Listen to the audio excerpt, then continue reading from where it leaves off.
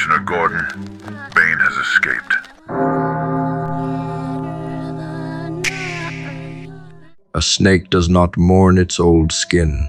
It feels the tightening, the suffocation, the growing pressure against its body, and it understands instinctively that the only solution is to shed. For humans, the same process happens on a psychological level. The mind begins to feel cramped within its old identity. Beliefs that once brought comfort now feel restrictive. Patterns that once kept you safe now suffocate your expansion. But unlike the snake, you hesitate.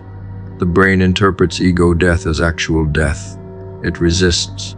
It clings to the familiar texture of what you've always been. Every time you attempt to evolve, the old identity fights back, whispering that safety lies in sameness. Yet the truth is simple. The discomfort you feel is not decay, it's transformation preparing to begin. The fear is not warning you to stop, it's signaling that the upgrade is near. The ego exists to preserve stability, not possibility. Its function is to protect the known self from anything that threatens its consistency. But the same mechanism that once ensured survival now blocks evolution. When your thoughts start to challenge old assumptions, the ego responds like an alarm, mistaking growth for danger. That's why so many people sabotage their own progress. They're fighting their own biology. The fear of expansion is built into the architecture of consciousness. But that fear is sacred. It's the threshold between who you were and who you are becoming. The snake doesn't analyze the fear. It moves through it. Growth doesn't wait for permission. It demands surrender. Identity is not static. It's a layer that grows with experience. But when experience outpaces identity, friction appears. You begin to feel detached from your surroundings, alien to your old circles, disconnected from your routines. The body senses that something must change, but the mind clings to what it recognizes. That tension is evolution in motion. Every breakdown you've ever faced was your mind outgrowing its old layer. The chaos you feel before transformation is not punishment. It's evidence that the new version of you is forming. What looks like crisis is just shedding. The more it hurts, the closer you are to expansion. When snakes shed, they often hide. They find a place of solitude because the process is vulnerable. Humans need that too. Metamorphosis demands isolation. You cannot evolve surrounded by the mirrors of who you used to be. Solitude creates the friction necessary to peel away the past. It's uncomfortable, but necessary. You must allow parts of yourself to die quietly. The opinions that once defined you, the desires that once drove you, the fears that once dictated your boundaries, they must all fall away. The new mind cannot emerge while the old one is still clinging to validation. The shed self leaves behind a residue that must be cleaned with silence. The old version of you will not let go easily. It will disguise itself as reason, caution, and even self-care. It will say you are fine as you are, but fine is stagnation wrapped in politeness. Every instinct that urges you to stay the same is fear pretending to be wisdom. Growth demands betrayal of the old identity. You must abandon the comfort of recognition for the uncertainty of reinvention. The snake does not negotiate with its skin. It releases it completely. That's how you must treat the old self. You cannot heal inside a shell built for who you no longer are. Every transformation comes with disorientation. You lose the reference points that once anchored your existence. Friends may drift. Desires may change. You may even stop recognizing yourself for a while. That confusion is the blank canvas of rebirth. It's the stage between versions, the void that terrifies most people into retreat. But those who stay in the void long enough learn that it is not emptiness, it is construction. The mind rearranges itself in silence. The new neural pathways form. The perspective shifts. And when you emerge, you carry an awareness that feels foreign yet familiar, like remembering something you always knew but had forgotten. The pain of shedding comes from resistance, not release. The snake's struggle is temporary because it trusts the process. Humans, however, analyze it to death. They name it depression, crisis, or burnout, when often it's simply evolution misinterpreted as failure. The body knows how to grow, it's the mind that interferes. The process was never meant to be painless. It was meant to be pure. Every tear in your old identity is an opening for light. Every moment of fear is an invitation to faith. The ego will call it danger, but your deeper self recognizes it as destiny. The shedding never ends. Every chapter of life requires a new identity to carry it. You will outgrow people, places, and purposes. The tragedy is not in the loss, but in refusing to evolve. Those who cling to the old skin suffocate beneath it. They confuse consistency with integrity. But there's no virtue in remaining unchanged when change is what life demands. The only constant worth keeping is awareness, the ability to adapt while staying aligned. You are not betraying your past by evolving. You are honoring it by refusing to let it define you. Metamorphosis is not dramatic. It is gradual erosion.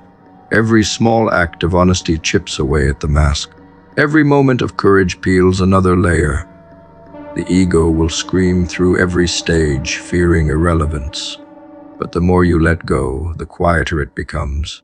You start realizing that the self you're shedding was never real.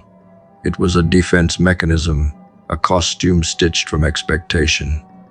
When it falls, what remains is not emptiness but essence. That essence cannot be lost because it's not a layer, it's your core. Every person wants to become something greater, yet few are willing to destroy what they currently are. Change is not an addition, it is demolition. To build something new, you must first shatter what exists. Every habit, belief, and comfort that once kept you safe now stands as a wall between who you are and who you could be. The self you protect is the very prison you must escape. Growth never arrives through preservation. It demands destruction of the familiar. You can decorate the cage, polish its bars, even call it stability, but the truth remains. You are trapped inside what you built. Breaking yourself is not an act of violence. It is an act of liberation. The cost is identity. The reward is evolution. The first fracture happens when honesty cuts through delusion. It's when you admit that your current life is not aligned with your potential. That realization hurts because it exposes how many of your choices were made out of fear disguised as logic. Every excuse feels valid until you strip it down to its core. A refusal to change. The moment you stop defending your current self, the process of breaking begins. The mind resists because identity loves comfort. It clings to routine even as it rots. But awareness has no sympathy for stagnation. Once you see the gap between what you do and what you desire, you can never unsee it. That discomfort is the sound of your old self cracking. Destruction begins with silence. You withdraw from noise, from approval, from distraction. The mind begins to protest. It searches for validation that no longer comes. That emptiness you feel is the withdrawal of ego. It's the absence of the lies that once kept you stable. People fear solitude because it leaves them exposed. But that exposure is what growth demands. You cannot build clarity in a crowd. Alone, you meet the truth, unfiltered, unkind, and unavoidable. It shows you how much of your life was performed for others. It shows you the difference between movement and progress. Every great transformation begins in that confrontation, when you finally stop pretending that noise means purpose. To rebuild, you must dismantle the patterns that govern you. Habits are invisible architecture. They hold your days together, but they also limit your reach. Breaking yourself means examining every automatic behavior until you see its purpose. Most of what you do each day is not choice. It's inheritance. The way you react, the way you speak, the way you avoid risk, all borrowed. The first act of creation is rejection. You cannot add anything new until you refuse what no longer serves you. This is the hardest part because destruction requires control. Anyone can ruin themselves through chaos. Only the disciplined can dismantle themselves with precision. Pain is the sculptor of identity. The mind tries to escape it, yet it's the only tool that refines you. When you face loss, failure, or rejection, you meet the boundaries of your current capacity. Pain shows you what parts of you are fragile and what parts are real. Avoid it, and you stay the same. Endure it, and you evolve. The process of breaking is the process of shedding. Every disappointment removes an illusion. Every challenge strips away weakness disguised as pride. Those who run from pain remain half-formed. Those who walk through it become unstoppable. You cannot cheat this process. Growth is not granted. It is earned through exposure. Your environment reflects your identity. The people you tolerate, the habits you defend, the routines you justify, they form the ecosystem of your old self. Breaking that self means changing the environment that sustains it. You cannot become a new person while surrounded by the reminders of who you were. Every environment has a gravity that pulls you back to your previous state. You must disrupt it before it reclaims you. That means walking away from circles that encourage comfort. That means saying no to patterns that reward mediocrity. The new version of you will feel like exile before it feels like freedom. But isolation is temporary. Once you adapt, you'll realize it was never loneliness, it was cleansing. The process of breaking always feels personal, but it's universal. Every legend, every philosopher, every builder of anything worthwhile endured it. They were ridiculed, doubted, and dismissed because transformation looks like insanity to those who never attempt it. The world values predictability more than authenticity. That's why you cannot expect applause for your reconstruction. People who benefit from your stagnation will resent your change. Let them. You are not breaking to prove a point. You are breaking to reclaim your power. The noise of their doubt is proof you're leaving their frequency. Keep moving. When you begin to rebuild, clarity replaces chaos. The destruction that once scared you becomes fuel. You stop mourning what broke because you see what it made possible. The old self wasn't destroyed, it was refined. The same pain that once felt unbearable becomes the foundation for conviction. You begin to move differently. Decisions become cleaner. You no longer react, you respond. You no longer seek validation, you create direction. The version of you that emerges from this process carries a stillness that others mistake for confidence. It's not confidence, it's awareness. You've met your demons, and now they work for you. The transformation completes when you no longer identify with the pain that created you. You stop glorifying struggle and start embodying wisdom. You understand that the goal was never to destroy everything. It was to remove the unnecessary. What remains is essence. That essence cannot be broken again because it no longer fears change. It knows that everything can be rebuilt. It knows that destruction and creation are not opposites. They are partners. Every ending is the start of something more deliberate. Every version you lose is a step toward the one that never collapses. The human brain was never designed for the modern timeline. It evolved to prioritize survival, not success. Your mind treats the future self as a stranger, a faint silhouette that doesn't seem real enough to protect. That's why you procrastinate. That's why you overindulge. The present self always wins because it's the only one the brain feels. When you choose pleasure now, the brain celebrates because it believes it has preserved you for another day. But the same mechanism that once saved your ancestors from hunger now ruins your potential. Acting selfishly in the present is not failure, it's biology untrained. Until you learn to merge your present and future into one unified identity, you will continue to betray tomorrow. The body reacts to immediate threats. The mind must be taught to respond to future consequences with the same urgency. That is how evolution becomes consciousness. When you visualize vividly, you start tricking the brain. It cannot distinguish imagination from memory. Every detailed image of your future self becomes a neurological rehearsal. When you picture the future with precision, the smells, the sounds, the sensations, you are not daydreaming, you are programming empathy toward your future identity. This empathy is power. It turns sacrifice into instinct. The clearer you can see who you're becoming, the more loyalty you feel toward that person. Without that clarity, your brain treats tomorrow's version of you like a stranger in another city, someone whose pain doesn't concern you. But once you see that person as yourself, you start protecting them. You start saying no to comfort, not because you hate pleasure, but because you refuse to harm your future self for a temporary fix.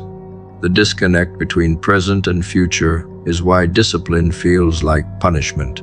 Your brain cannot feel gratitude from the future. It only feels the friction of restraint now.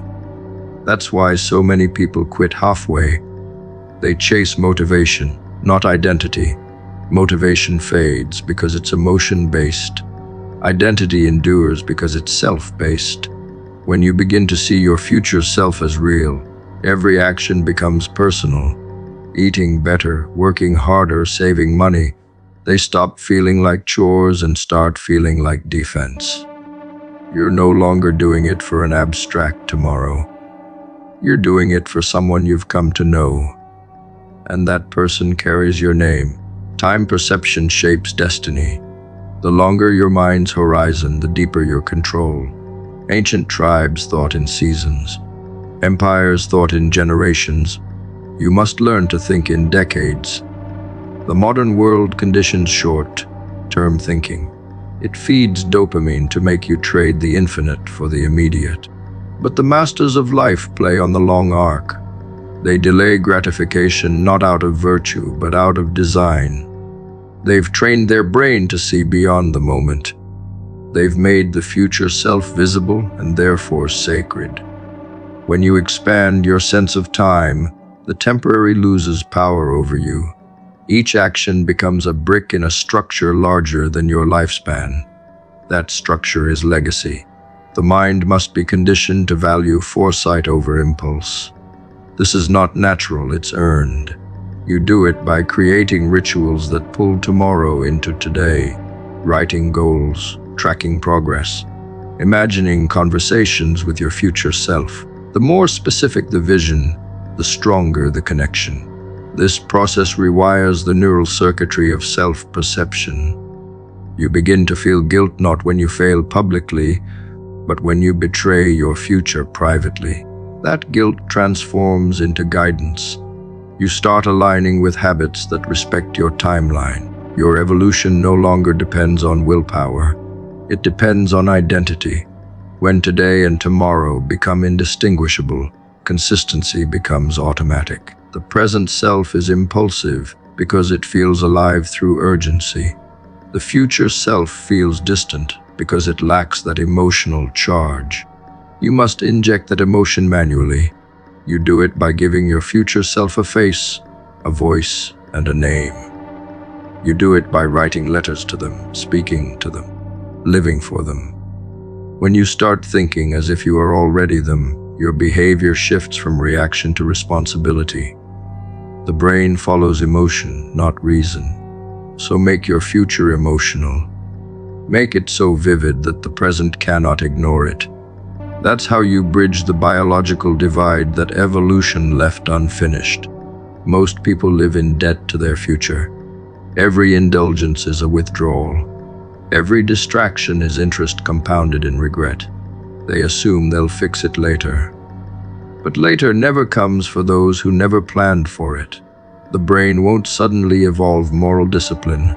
It must be trained to act in service of a future it respects. The future self has no voice, so you must become its advocate.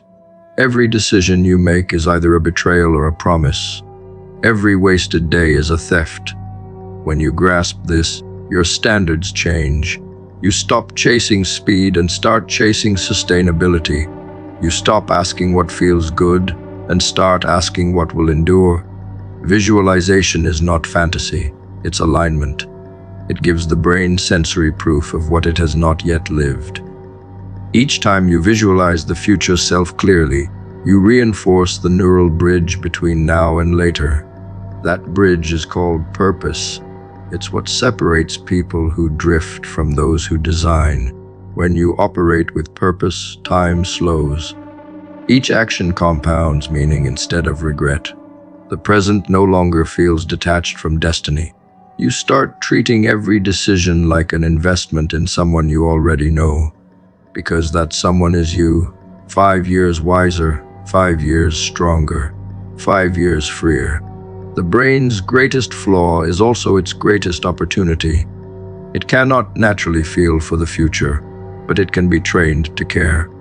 The more vividly you connect emotion to vision, the more that vision becomes survival. Once the brain sees the future as part of the self, it stops choosing shortcuts. It begins defending tomorrow like it defends breath. This is the highest form of self-mastery, making the future tangible enough to influence the present. The mind becomes unified, and behavior follows without resistance. Core beliefs are the architecture of your perception. They filter reality long before you consciously interpret it. The human brain receives millions of bits of information every second, but it only lets through what aligns with what it already believes. Everything else gets blocked, dismissed, or distorted. This is not intelligence, it is survival. Certainty feels safe, so the mind builds walls around it. These walls act like neural firewalls, protecting identity but imprisoning awareness. You don't see the world as it is. You see it as your beliefs allow you to. That's why most people never outgrow their perspective. They think they're analyzing reality when they're only confirming themselves. Growth begins when you realize your brain has been curating your life to match your comfort. Only then can you start tearing down the walls that keep you blind. Contradiction is the sledgehammer of evolution. It's what shatters those neural firewalls. The moment you expose yourself to something that challenges what you hold sacred, your brain starts to resist. You feel it as discomfort, irritation, even anger. That's the firewall doing its job, trying to protect the existing system. But that resistance is the exact signal that transformation is near. The mind cannot expand without being forced into contradiction. You must let new ideas clash with the old until sparks fly. Those sparks are where understanding forms. Truth never arrives gently. It arrives through conflict. You do not grow by being right. You grow by being dismantled. The brain doesn't like to rewrite code. It takes tremendous energy to form new pathways. That's why people defend beliefs that harm them, because it's easier to stay miserable than to rebuild. But if you expose yourself to new perspectives long enough, the neural pathways begin to adapt. Repetition is the only way the brain learns safety in unfamiliar territory. At first, contradiction feels threatening, but over time it becomes curiosity. That shift from defense to exploration marks the start of transformation. You begin to seek what challenges you rather than what agrees with you. That's when learning becomes infinite. Every time you meet contradiction, a small death occurs inside your identity. The part of you that was certain begins to dissolve. That dissolution feels terrifying because it blurs who you think you are. But that blurring is necessary. You can't paint a new image on a canvas that's already crowded with old colors. Ego fears contradiction because it equates change with erasure. Yet only through that erasure does real clarity appear. When your beliefs start to conflict, don't run. Listen. The friction between opposing truths is the pressure that forges wisdom. You can only understand complexity by allowing your mind to fracture a little. Most people build belief systems like fortresses. They decorate the walls with logic and call it wisdom. But real wisdom doesn't defend itself, it evolves. A belief should be a tool, not a cage. When it stops working, you discard it. Yet most keep their beliefs long after they've expired because they've confused identity with ideology. To rewrite your mind, you must value truth over belonging. That's the cost of freedom. The world trains you to think in absolutes, right or wrong, us or them, safe or dangerous. But growth begins where those lines blur. Certainty may feel powerful, but it quietly kills imagination. To grow intellectually or spiritually, you must train yourself to sit in confusion without panic. The mind hates uncertainty because it removes control. But all learning starts with confusion. The scientist, the artist, the philosopher, they all live at the edge of the unknown, where answers do not yet exist. They learn to treat uncertainty as oxygen, not poison. Every unanswered question expands their capacity. The longer you stay in that discomfort, the more your brain learns to operate without the crutch of certainty. That adaptability is what separates evolution from repetition. The more you question, the freer you become. The greatest transformations in history happened because someone refused to obey the firewall of belief. They exposed themselves to contradiction and let their minds rewrite.